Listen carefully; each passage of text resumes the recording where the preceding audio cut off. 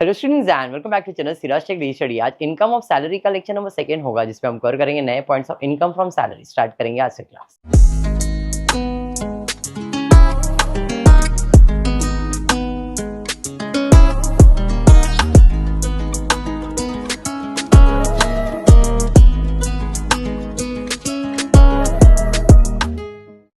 हमने चालू किया था क्या?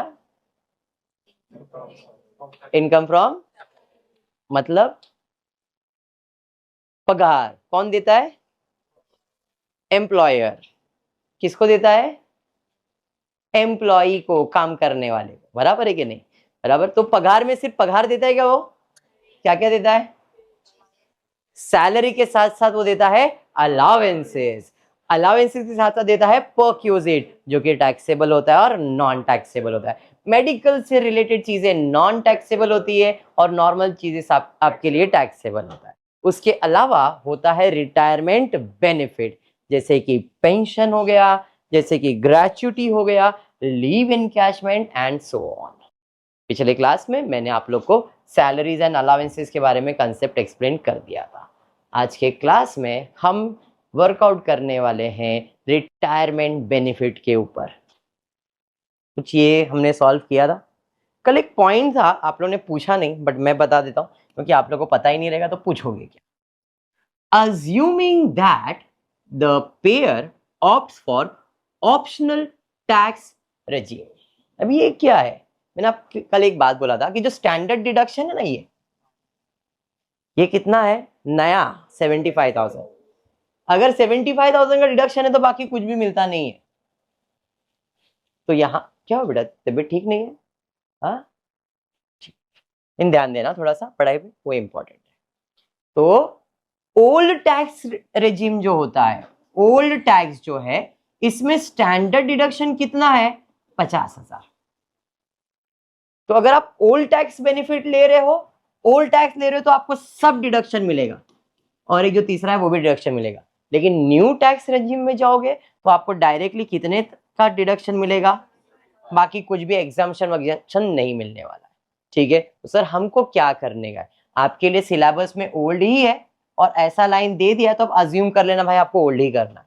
और कुछ भी नहीं बोला है तो भी आप 50,000 का ही डिडक्शन फॉलो करो। आपके कॉलेज के टीचर बोलते हैं 75,000 का एप्लीकेबल है, तो बोर्ड ने इसको भी राइट दिया है और 75,000 को भी राइट, दोनों सॉल्यूशन को राइट दिया गया है।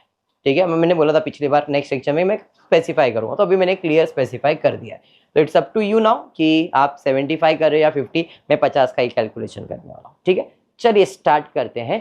पहला रिटायरमेंट बेनिफिट, जिसका नाम है, क्या लिखा है मैंने?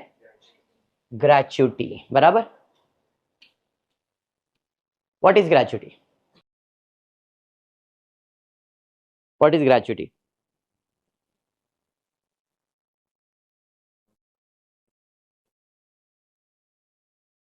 ओ, थोड़ा भी आसपास नहीं था। और कोई? और कोई? अच्छा ठीक है। जब आप कोई बड़े इंसान को मिलते हो, बहुत बहुत बड़ा इंसान है, हाइट वाइज नहीं, प्रोफेशनल वाइज, बराबर है, और आपके पेरेंट्स के साथ आप, फॉर एग्जाम्पल आपके घर में आपके दादाजी आ गए, तो पेरेंट्स क्या बोलते हैं? हाँ, क्या बोलते हैं? पैर छूने बोलते हैं। उसे हम लोग कहते हैं ग्रैटिट्यूड। क्या कहते हैं इंग्लिश में बेटा? क्या बोलते हैं खुशबू? ग्रैटिट्यूड। ग्रैटिट्यूड से हम झुक गए उनके पैरों में। बराबर। ये वर्ड तो सुना है ना, ग्रैटिट्यूड तो सुना ही रहेगा। हाँ, रिस्पेक्ट बोलते हैं उसे। हाँ, very good. Gratuity is a respect that a company gives to an employee once he is retired in terms of money. भाई इतने 50 साल इस कंपनी के लिए दे दिया, 40 साल इस कंपनी को डिवोट कर दिया, अरे 30 साल कंपनी को डिवोट कर दिया, इतने साल से इस कंपनी के अंदर ये बंदा है, आज वो रिटायर हो रहा है। As a token of respect, token of love, मैंने इसको ले 5 lakh, 10 lakh, 20 lakh, 50 lakh as a gratuity amount दिया है, क्योंकि वो रिटायर हो रहा है। तो ग्रेच्युटी क्या है, समझ में आया क्या? It is an retirement benefit which is given to an employee by an employer on retirement. लेकिन अगर ये सर्विस कर रहा है ये काम कर रहा है इतने साल से कर रहा है, ले भाई ग्रेचुटी का पैसा ले, रिटायर हुआ है क्या तू? नहीं। तो अगर आप व्हाइल इन सर्विस काम कर रहे हो, आप काम कर रहे हो और आपको ग्रेचुटी मिल रहा है, तो ये पूरा का पूरा टैक्सेबल रहेगा। Gratuity received during the service is fully taxable.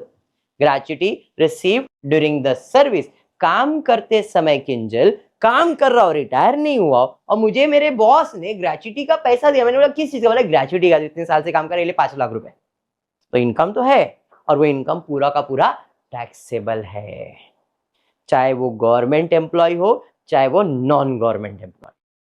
समझा ग्रेचुटी क्या है? समझा। लेकिन अगर आप रिटायर हो जाते हो और ग्रेचुटी मिलता है, चाहे वो रिटायरमेंट हो चाहे वो डेथ हो, कुछ भी हो, आप निकल लिए बिजनेस से, तो पूछा जाएगा कि आप गवर्नमेंट कंपनी में काम करते थे कि नॉन गवर्नमेंट में। गवर्नमेंट में काम कर रहे थे, एग्जम्प्ट है, लेकिन नॉन गवर्नमेंट में काम कर रहे थे तो पूछा जाएगा कि आप कवर्ड हो ग्रेचुटी पेमेंट एक्ट में कि नॉट कवर्ड। वापस सुनो मैंने क्या बोला। अगर ये आप रिटायरमेंट के टाइम पे गवर्नमेंट एम्प्लॉय को मिलता है तो इट इज नॉन टैक्सेबल, बराबर। लेकिन अगर ये प्राइवेट एम्प्लॉय को, नॉन गवर्नमेंट एम्प्लॉय को मिलता है तो पूछा जाएगा कि आप कवर्ड हो अंडर ग्रेचुटी पेमेंट एक्ट कि नॉट कवर्ड हो अंडर ग्रेचुटी पेमेंट एक्ट। अब ये सेंटेंस क्वेश्चन में दिया जाएगा, इस बंदे ने ग्रेचुटी पेमेंट एक्ट कवर किया है, मतलब साइन किया है कि कॉन्ट्रैक्ट के नहीं, या नहीं साइन किया है। कॉन्ट्रैक्ट साइन किया है तो क्या कैलकुलेशन करना है, कॉन्ट्रैक्ट साइन नहीं किया है तो क्या पेमेंट करना है, उसका कैलकुलेशन करेंगे। समझा मैंने क्या बोला? समझा यहां तक? अब मुझे एग्जाम्पल के लिए 50 लाख रुपया मेरे बॉस ने ग्रेचुटी का दिया और मैं एक नॉन गवर्नमेंट एम्प्लॉय हूं, तो गवर्नमेंट मेरे से इस पे टैक्स लेगी क्या नहीं, वो सीख रहा हूं मैं और वो सिखा रहा हूं मैं आपको। अगर आपको ये मिलता है 50 लाख इस केस में, तो ये पूरा का पूरा क्या रहेगा, मतलब आपको इनकम फ्रॉम सैलरी में दिखाना पड़ेगा gratuity received while in service 50 lakh पूरा टैक्सेबल। लेकिन आपको ग्रेचुटी रिटायरमेंट के टाइम पे मिल रहा है तो 50 लाख आपका इनकम तो है, लेकिन गवर्नमेंट इस पे टैक्स पूरे पे चार्ज नहीं करेगा। गवर्नमेंट बोलेगा कि आप क्या हो, कवर्ड हो कि नॉट कवर्ड। अगर कवर्ड हो तो मैं ये 3 कैलकुलेशन बता रहा हूं, इसमें जो सबसे कम अमाउंट रहेगा ना, जो सबसे कम अमाउंट है उतना आपको एग्जाम 50 लाख मिला है, उसमें मैं आपको इधर 3 कैलकुलेशन दूंगा कवर के अंदर, वो तीनों में जो सबसे कम अमाउंट आएगा वो अमाउंट को 50 लाख से माइनस करो, क्योंकि उतना अमाउंट तुमको एग्जाम दिया, बाकी के ऊपर ही टैक्स भरो। नॉट कवर्ड है तो इसमें भी मैं 3 कैलकुलेशन दूंगा, वो तीनों में जो सबसे कम अमाउंट आएगा वो आपके लिए एग्जाम्प्ट है अंडर सेक्शन 10(10). समझा क्या बोला मैंने? हाँ। तो अब हमको 3 क्या है पॉइंट वो सीखना है। इफ यू आर कवर्ड तो 3 कैलकुलेशन 1, 2 एंड 3 क्या है? सबसे पहला है नोटिफाइड अमाउंट। याद करो एंटरटेनमेंट अलाउंस कल किया था तो उधर नोटिफाइड अमाउंट था 5000, तो गवर्नमेंट एक अमाउंट सेट करता है। तो अगर आप ग्रेचुटी रिसीव कर रहे हो और कवर्ड हो तो नोटिफाइड अमाउंट कितना आपके लिए? 20 लाख। पहला कैलकुलेशन। दूसरा, एक्चुअल में मिला उतना, कितना मिला था भाई? 50 लाख या 15 दिन का सैलरी। 3 कैलकुलेशन समझ में आया क्या? 20 lakh notified amount, actual receive जितना मिला उतना, या फिर 15 दिन का सैलरी। अभी 15 दिन का सैलरी कैसे कैलकुलेट करते? तो based on last drawn salary for every completed years of service और past in excess of to be taken as 26 days. मतलब एक महीने में कितने वर्किंग डेज देना है? 26। तो 15 दिन का सैलरी कैसे निकलेगा? 15/26 into last salary into completed years। इधर क्लियरली बोला है completed years of service। last drawn salary for completed years of service or part in excess of month number of days to be taken as 26। ये नहीं समझा? ये formula याद रखोगे। 15 दिन का सैलरी इनटू लास्ट सैलरी, जो मेरा लास्ट महीने का पगार रहेगा वो, इनटू कितना साल मैंने कंप्लीट किया है वो, मल्टीप्लाई करूंगा तो इधर एक अमाउंट आ जाएगा 15 दिन का सैलरी का। वो अमाउंट 20 लाख या 50 लाख या 20 लाख, जो भी कम अमाउंट रहेगा उतना मेरे ग्रेच्युटी इनकम में से क्या हो जाएगा, माइनस, यानी कि एग्जाम्ड। इस केस में अगर फॉर एग्जांपल इधर मेरा 15 दिन का पगार मेरा आता है फॉर एग्जांपल 10 लाख, तो मुझे कितना डिडक्शन मिलेगा, कितने में से, 50 लाख में से। तो 50 लाख में इनकम दिखाऊंगा, उसमें से 10 लाख माइनस करूंगा और लिखूंगा एग्जाम अंडर सेक्शन 10(10). समझा या बाउंसर गया? If you are covered, covered में याद रखो 15 दिन, नॉट कवर्ड में भी सेम ही कैलकुलेशन, खाली तीसरा कैलकुलेशन बदलेगा। नोटिफाइड अमाउंट, एक्चुअल रिसीव दोनों सेम है, लेकिन यहाँ पे half month salary based on average for last 10 months. तो यहां का formula half into average salary of 10 months. Average salary कितने महीने का लेने का, 10। यहां पे क्या बोला था, सिर्फ लास्ट मंथ सैलरी, और यहां पे 10 महीने का सैलरी का एवरेज लेना है इनटू नंबर ऑफ ईयर्स या completed number of years. Completed years लिखो या नंबर ऑफ ईयर्स लिखो। यहाँ पे देखो number of days to be taken कितना लिखा है, यहाँ पे कितना लिखा है, यहाँ पे 30 क्यों लिखा है, बिकॉज यहाँ पे डेज में कैलकुलेट नहीं किया जा रहा है, इधर मंथ इज 30, यहाँ पे डेज में कैलकुलेट किया जा रहा है, तो 26, क्योंकि 4 संडे रहेगा महीने में, तो संडे को पगार नहीं रहता, इसलिए सिर्फ 26।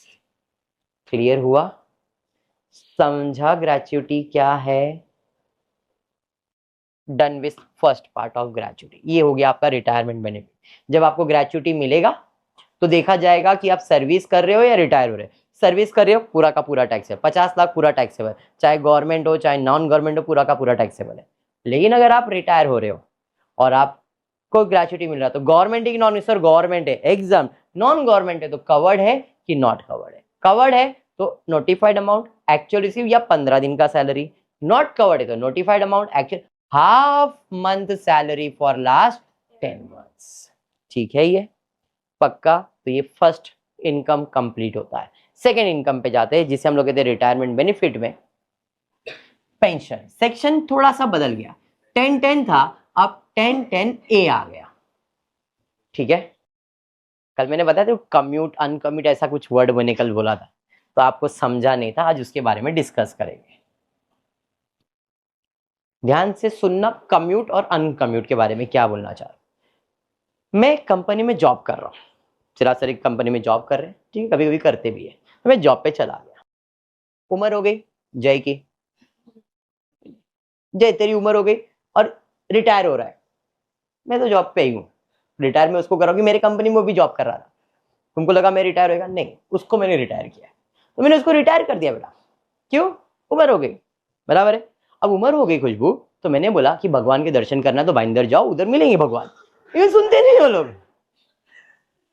दिया ना बराबर, वेरी गुड।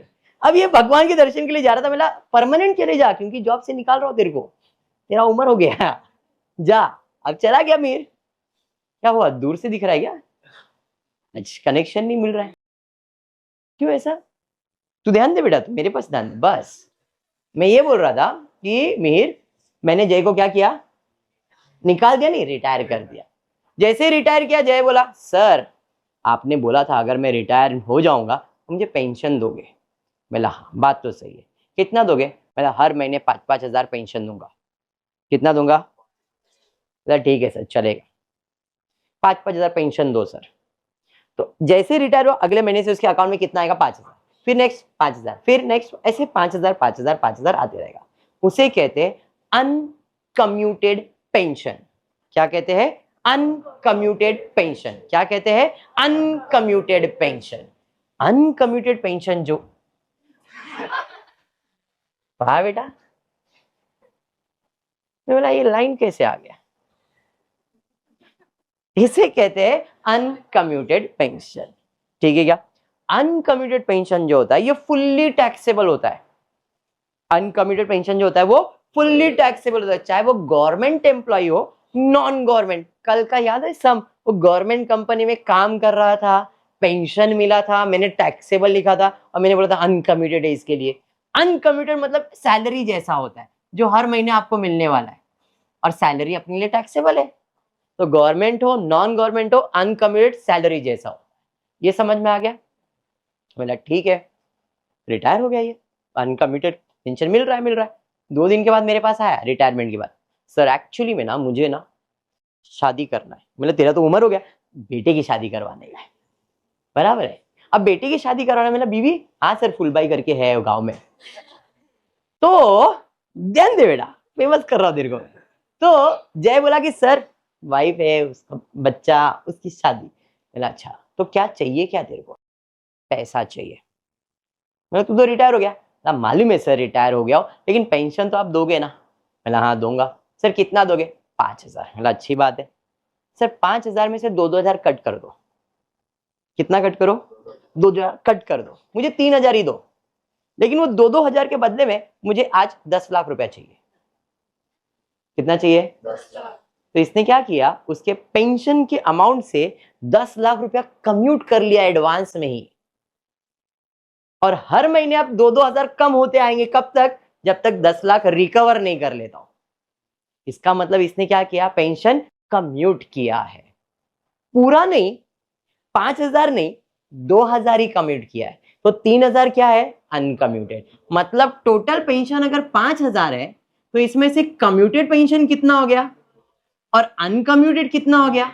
ये तो पूरा टैक्सेबल होगा, और ये जो होगा इसे हम कम्यूटेड पेंशन के कैटेगरी में डाल देंगे।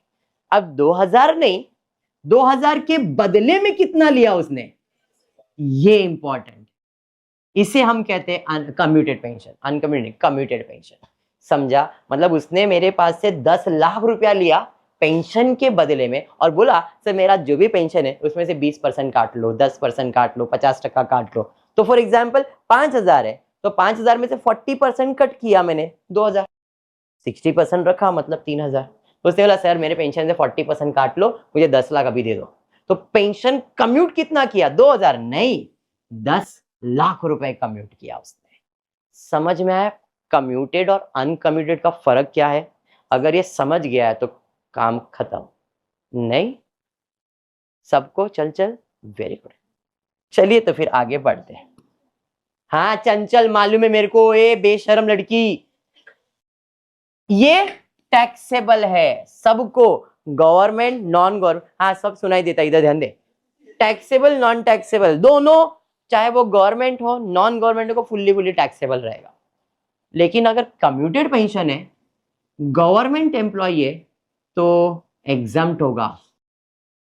गवर्नमेंट एम्प्लॉय के लिए क्या रहेगा? एग्जम्प्ट। गवर्नमेंट एम्प्लॉय के लिए क्या रहेगा? Exempt. Commuted pension, commuted pension government employ के लिए क्या रहेगा? Exempt. Employ of central government, local authority, statutory corporation, members of defence service, इन सब के लिए क्या रहेगा? एग्जम्प्ट रहेगा। लेकिन नॉन गवर्नमेंट एम्प्लॉय के लिए एग्जम्प्ट नहीं रहेगा। अगर उसने 10 लाख रुपए लाया है तो उसका इनकम है, लेकिन गवर्नमेंट बोलता है क्योंकि तू नॉन गवर्नमेंट एम्प्लॉय है, जैसे मैंने इधर तेरे लिए कंडीशन दिया था, इधर भी तेरे लिए कंडीशन दूंगा मैं। जो भी तेरे को मिल रहा है उसमें मैं तेरे को एग्जाम दूंगा, पूरा नहीं, इसके लिए पूरा 10 लाख मिला, पूरा 10 लाख तेरे को माफ है, टैक्स भर मत। लेकिन इधर नॉन गवर्नमेंट एम्प्लॉय के लिए तो पूछा जाएगा कि तेरी कंपनी तुझे ग्रेच्युटी देती है कि नहीं देती है। मतलब इधर ग्रेच्युटी मिल रहा है या ग्रेच्युटी नहीं मिल रहा है।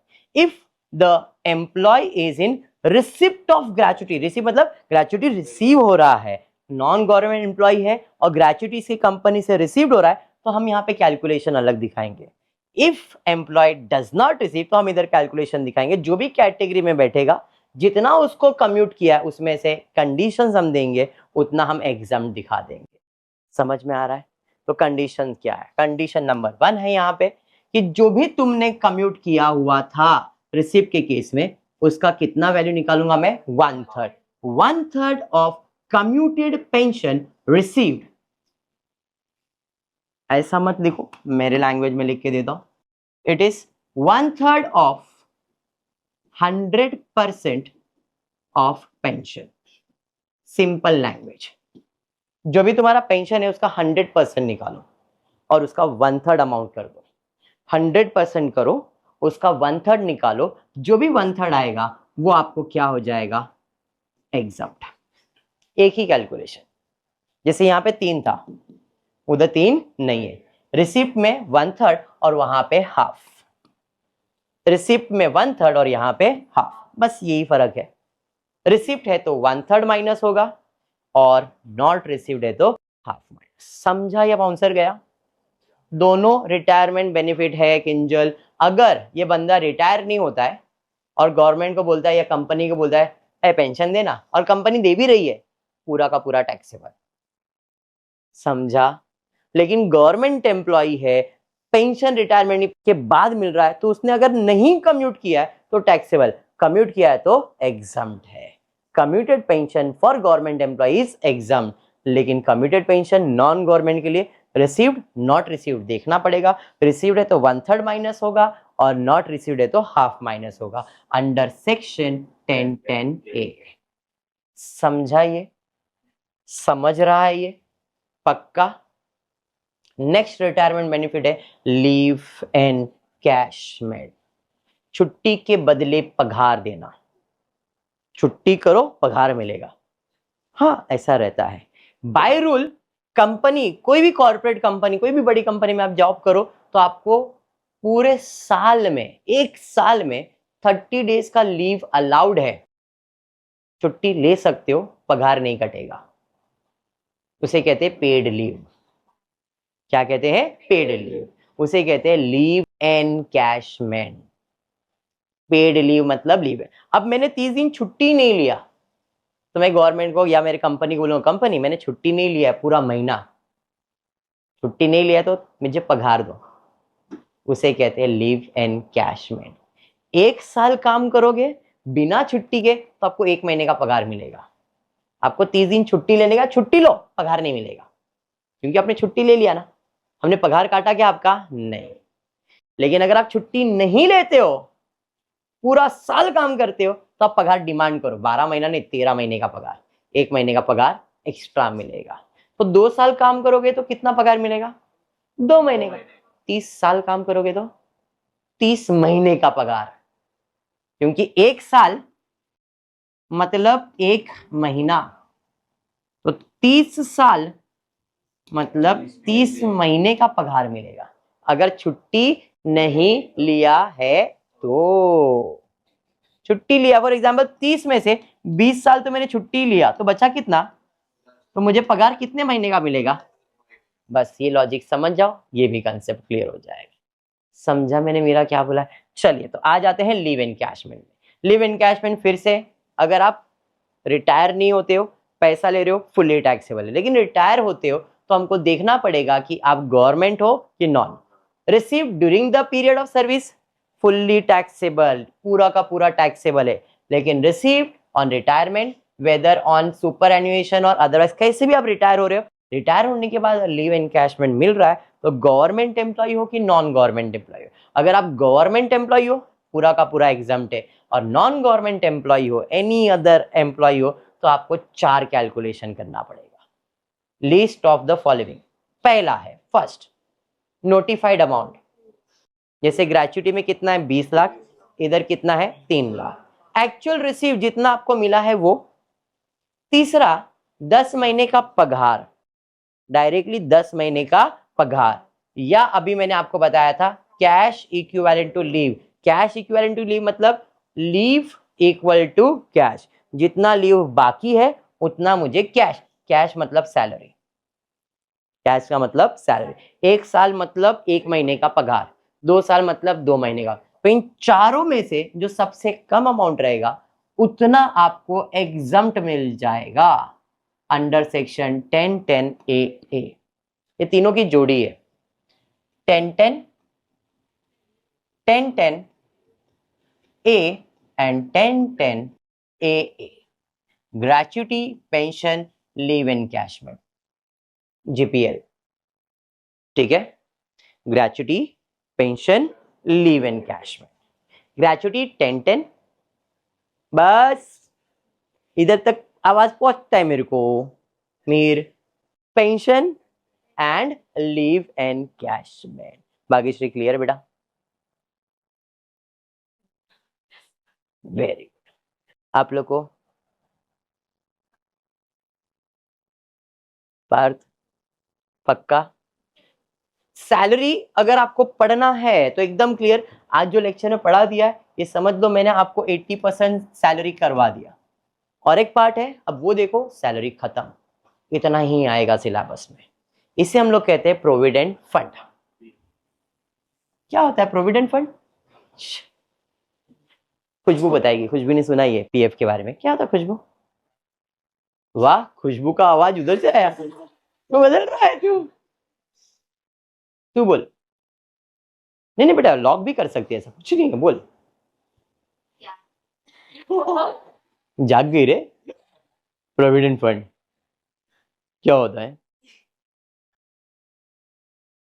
वो फुल फॉर्म मेरे को मीनिंग चाहिए। क्यों? लड़की रहेगी।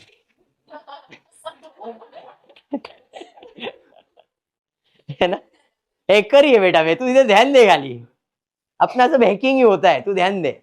ऐसा हैक करते कि बाइंदर तक पहुंच जाता हूं मैं, ध्यान दे बेटा। तो बात यहाँ चल रही थी ये प्रोविडेंट फंड है क्या बेटा, आप लोग को जो बाद में समझेगा, क्या फ्रेशर है 2 दिन 1, समझ गया तुम लोग को जोक? नहीं, बाद में समझाता हूँ। भाग्यश्री, प्रोविडेंट फंड क्या होता है? तो जो हम जहाँ पे जॉब करते हैं ना, हम गरीब लोग जॉब करने वाले, और कंपनी बहुत बड़ा बड़ा कंपनी बहुत पैसा कमाता है, तो वो अपने पगार में से कुछ पैसा सेविंग के लिए रखता है। बोलता है यार बेचारा खर्चा कर लेगा, तेरे पगार में से मैं 2000 कट कर लेता हूँ, बाद में तेरे को ही देने का है, तेरा ही पैसा है, 2000 कट कर रहा हूँ, बराबर? तो उसे हम लोग कहते हैं प्रोविडेंट फंड, बराबर? अब सीन ये है कि जो प्रोविडेंट फंड वो बॉस मेरा काट रहा है, बॉस बोलता है कि मैं काट इसलिए रहा हूं ताकि मैं भी कंट्रीब्यूट करूं तुम्हारे लिए। रूल ये, अगर मेरे सैलरी से 2000 कटा है तो बॉस भी 2000 मेरे अकाउंट में डालेगा, मेरे अकाउंट में डालेगा। मतलब 2000 काटा तो बॉस को भी 2000, इक्वल अमाउंट कंट्रीब्यूट करना पड़ता है। 4000 काटा तो बॉस को 4000। तो पहले क्या होता था, लोग बोलते थे पगार ही मत दो, प्रोविडेंट फंड में जमा करो। क्यों? Double salary.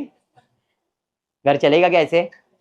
वो रूल को ब्रेक किया गया कि हम लोग मैक्सिमम 10% से ज्यादा प्रोविडेंट फंड में पैसा जमा नहीं कर सकते। समझ में आया? जिसको धीरे धीरे धीरे चेंज कर दिया गया, अभी 12% पे आके रुक गया। कितना कंट्रीब्यूशन अलाउड है? 12%। कितना? 12%। इससे ज्यादा कंट्रीब्यूट कर नहीं सकते हो आप, ठीक है क्या? इससे ज्यादा कर दिया तो टैक्सेबल आ जाओगे। समझाइए? तो प्रोविडेंट फंड में कंट्रीब्यूट करता है एम्प्लॉई, और बेनिफिट क्या है? सर मेरा पैसा है, मुझे क्या बेनिफिट मिलेगा? आपका बॉस जो आपके लिए कंट्रीब्यूट कर रहा है वो आपका इनकम है। आपको पगार मिल रहा है, पगार से कट रहा है, वो थोड़ी आपका इनकम है। 10,000 पगार था, 2000 तो कट गया सर, 2000 कट गया, आप मेरे से टैक्स ले रहे हैं, मतलब 2000 पे टैक्स नहीं ले रहा हूं, तो तेरा बॉस तेरे लिए 2000 कंट्रीब्यूट कर रहा है, वो तेरा इनकम है, मैं उस पे टैक्स लेने वाला हूं। अगर तेरे बॉस ने 12% से ज्यादा कंट्रीब्यूट किया है तो 12 से कम किया तो तेरे को टैक्स देने की जरूरत नहीं है। प्रोविडेंट फंड क्या है समझ में आया? तो प्रोविडेंट फंड में 3 कैटेगरीज होते हैं। एक तो आप कंट्रीब्यूट करते हो, फिर उसके ऊपर आपको मिलता है इंटरेस्ट, और तीसरा मैच्योर्ड हो गया भाई पैसा दे, तो कंट्रीब्यूशन आएगा, इंटरेस्ट आएगा, एंड विड्रॉवल यानी कि लमसम अमाउंट आएगा, ठीक है? एंड प्रोविडेंट फंड में 3 जगह पे इन्वेस्ट किया जाता है। सबसे पहला है provident fund, PF, recognised provident, यह है statutory provident fund, recognised provident fund, unrecognised provident fund. कितनी कैटेगरीज है? 3। Statutory provident fund, recognised provident fund, unrecognised provident fund. Khushboo, जब भी ऐसा वर्ड दिखेगा ना, स्टैट्यूटरी स्टैट्यूटरी स्टैट्यूटरी, बोलने का exam exam exam, statutory statutory statutory, exam exam exam, statutory statutory statutory, exam exam. क्योंकि स्टैट्यूटरी का मतलब गवर्नमेंट होता है। स्टैट्यूटरी का मतलब क्या है? गवर्नमेंट। तो अगर आप गवर्नमेंट कंपनी में पीएफ जमा कर रहे हो, कंट्रीब्यूट कर रहे हो, तो आपके लिए एग्जम्प्ट है। मतलब मैं गवर्नमेंट एम्प्लॉय हूं, गवर्नमेंट में पीएफ जमा कर रहा हूं, तो मेरे लिए जो भी मेरा कंट्रीब्यूशन मेरा बॉस मेरे लिए कर रहा है, मेरे लिए क्या है? एग्जम्प्ट है। लेकिन वही जगह पे मैं रिकॉग्नाइज में कर रहा हूं, तो मुझे कितना परसेंट अलाउड है? 12% तक एग्जाम्प्ट है, टैक्स भरने की जरूरत नहीं है। लेकिन 12% से ज्यादा तो पूरा मेरे लिए क्या बन जाएगा? टैक्सेबल। Excess is taxable. समझा ये? हाँ, सिंपल भाषा, मेरा पगार है 10,000, इसका 12% निकालो तो 1,200 रुपया आएगा। 1,200 तक मैं कंट्रीब्यूट कर रहा हूं, मेरे पगार से कट रहा है, मेरा बॉस भी मेरे लिए 1,200 कर रहा है, टैक्स भरने की जरूरत नहीं है। बॉस ने 12,001 रुपया कर दिया, 1 रुपया एक्स्ट्रा किया ना, चलो 1 रुपये पे टैक्स भर। 12% तक अलाउड है, 12% से 1 रुपया भी ऊपर गया तो टैक्सेबल है। समझ में आया क्या? हाँ या नहीं? तो कंट्रीब्यूशन कितना अलाउड है? 12%। समझा? अनरिकग्नाइज फिर से एग्जाम, मतलब रिकग्नाइज्ड है तो 12%, स्टैट्यूटरी और अनरिकग्नाइज्ड पूरा का पूरा एग्जाम्प्ट है। कंट्रीब्यूशन। अब कंट्रीब्यूशन के बाद इंटरेस्ट, तो इंटरेस्ट की बात करेंगे। जो भी आप पीएफ में जमा करते हो उसमें ब्याज जमा होता है, तो ब्याज जमा हो रहा है, स्टैट्यूटरी कंपनी में पीएफ था, एग्जाम्प्ट है। कंट्रीब्यूशन भी और इंटरेस्ट भी एग्जाम। स्टैट्यूटरी क्या बताया था? Exam exam exam. रिकग्नाइज्ड में आ जाते हो तो 12% तक ये था आपको कंट्रीब्यूशन, तो इंटरेस्ट 9.5% तक अलाउड है। इंटरेस्ट कितना अलाउड है? 9.5। इससे ज्यादा इंटरेस्ट मिलेगा तो टैक्सेबल, इससे कम इंटरेस्ट मिलेगा तो एग्जाम्प्ट है।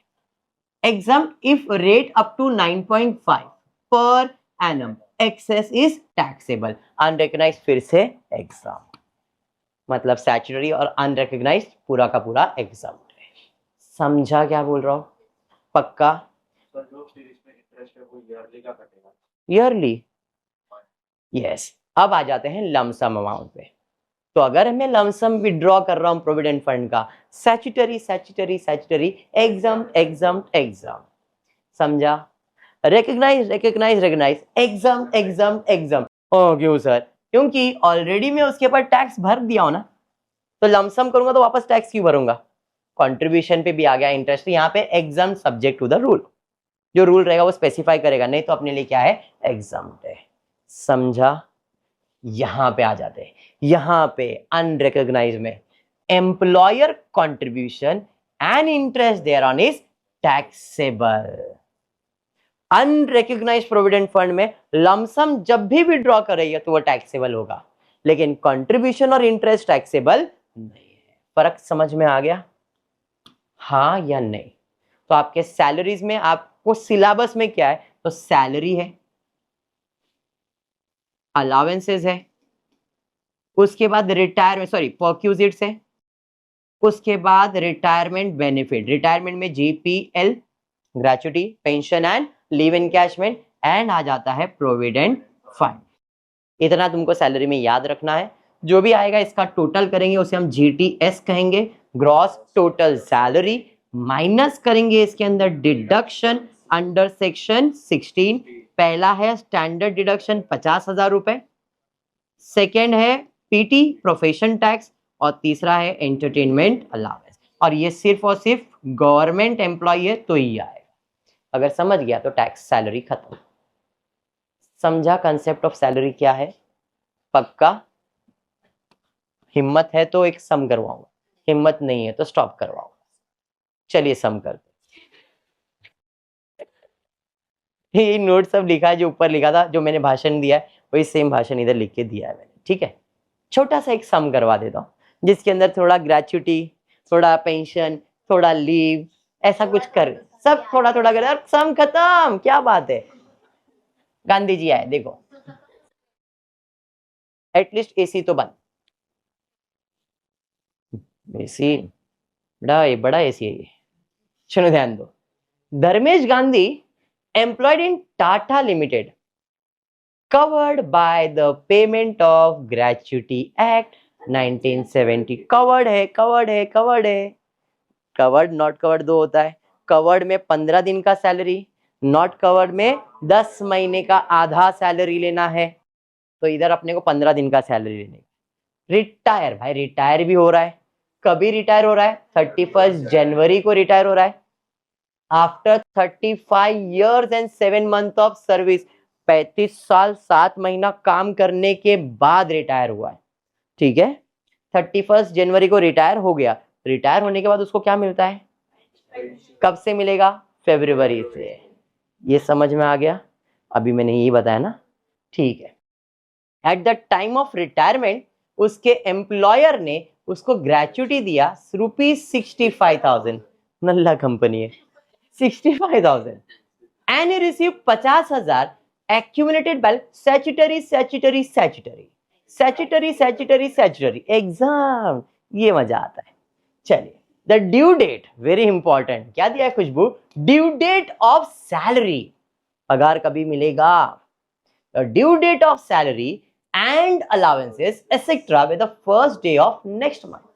इसका मतलब खुशबू, अगर मैंने जनवरी में काम किया तो बाय रूल 1 तारीख को काम किया है तो 31 तारीख को पगार उसी महीने में दे दो। बट हमारा इंडिया सिस्टम ऐसा नहीं है। जनवरी का काम अगले महीने 15, 20, 25 हो सकता है उसके अगले महीने भी मिल जाए।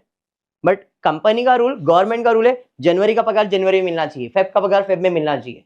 इस कंपनी का रूल है कि भाई तुम्हारा जो पगार है, अगर इस महीने का जनवरी का पगार है तो जनवरी का जनवरी में नहीं देंगे, फेब के 1 तारीख को देंगे। समझ में आया क्या? समझा? ये इंपॉर्टेंट है, पूछने वाला हूं इसके बारे में। अभी दिमाग में बैठ गया ना क्या? ये पगार समझ गए हो ना? गुड, चलिए समझदार हो। देखते next one, where paid on the due date. He was entitle for a monthly pension of 400 रुपए with effect from first day of Feb 2025, ठीक है, 2025, which become due on the last day of the month only. वापस से उसको monthly pension कितना देना था? 1 Feb से। और पेंशन का ड्यू डेट कभी था? उसी दिन दे दिया रहेगा। पेंशन सेम मंथ में दे दिया है, बट सैलरीज और अलाउंसेस नेक्स्ट मंथ में दिया है। पेंशन सेम मंथ में दिया है, सैलरीज अलाउंस अगले। बस समझे ना? ठीक है। पीटी दिया है 800 रुपए। Compute taxable income Dharmesh Gandhi for so and so year, TR दिया हुआ है, optional tax regime. Basic salary, house rent allowance, project allowance, bonus on retirement, कुछ एनकैशमेंट ऑफ लीव 15 मंथ्स, ये दिया है। 5 ही चीज है, फट से सॉल्व कर लेते हैं। सबसे पहला बेसिक सैलरी कितना मिल रहा है? 2500 पर मंथ। कितने महीने का पगार आएगा बताओ? रिटायर हो रहा है ना वो? अप्रैल, मई, जून, जुलाई, अगस्त, सितंबर, अक्टूबर, नवंबर, दिसंबर, जनवरी, फरवरी, मार्च, ये आपका टैक्सेशन ईयर है। रिटायर वो यहाँ पे हो रहा है। कभी हो रहा है? 1 जन 31, यहाँ पे वो रिटायर हुआ। कितने महीने का पगार? कितने महीने का पगार? 11। 10 महीने का पगार, 12 महीने का पगार, 9 मंथ्स का पगार, कितने मंथ्स का पगार? 3 ऑप्शन दे देता हूं। 10 महीने का पगार, 11 महीने का पगार, 12 महीने का, या 9 मंथ्स का। चलो 4 ऑप्शन।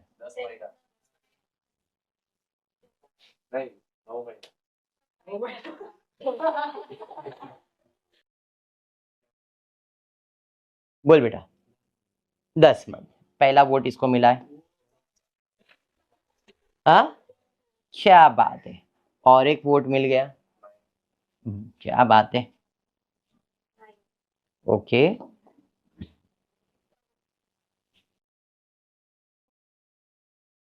दस, 11, 12, 9, ये देख। अरे ऊपर तो मैंने बोला था ना कि सैलरीज ड्यू डेट अगले महीने में होता है, नेक्स्ट मंथ। तो मैंने ये बोला कि 10 महीने का पगार लूंगा, 11 महीने का लूंगा, 12 महीने का लूंगा कि 9 मंथ्स का लूंगा। दिसंबर में, जनवरी में वो रिटायर हो रहा है। जनवरी में वो रिटायर हो रहा है, तो 10, 11, 12, 9, 9 मंथ्स। चलिए 3। आपने नहीं बोला मीरा? बोलो 11। वो पेंशन पेंशन की बात ही नहीं कर रहा हूं मैं। हाँ 10 महीना 9 पार्थ 11।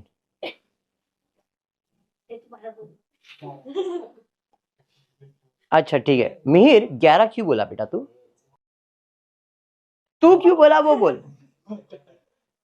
चल ठीक है मैं एक्सप्लेन करता हूँ फिर आप देखना किसको राइट किसका रॉन्ग है। भाई साहब अप्रैल से जनवरी तक काम तो कर रहे हैं। अप्रैल का पगार तो 10 महीना तो जैन का पगार कब मिलेगा?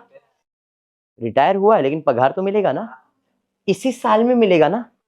तो 10 महीने का तो पगार मिलेगा ही, मिलेगा कि नहीं? लेकिन 10 का नहीं 11 महीने का पगार मिलेगा। कैसे sir?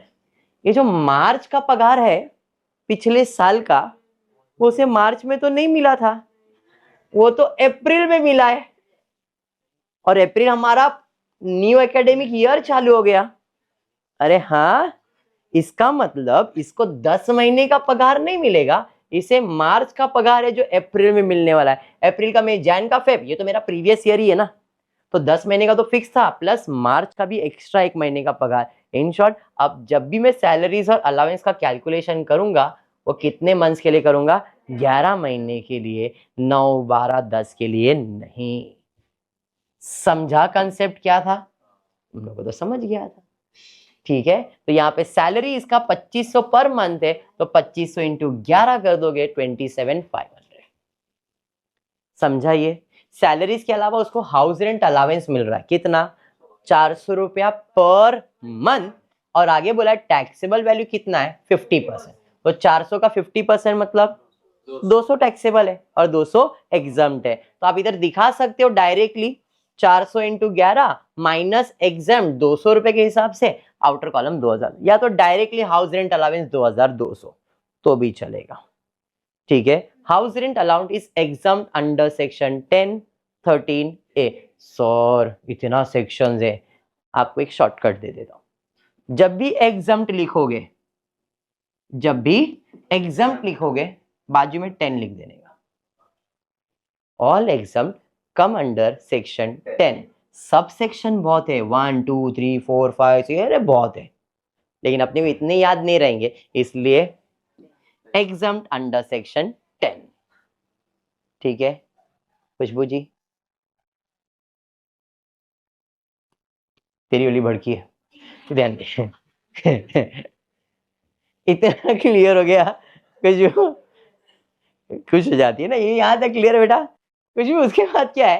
Project allowance paid during the year, पूरे साल का प्रोजेक्ट अलावेंस 12,000 रुपए।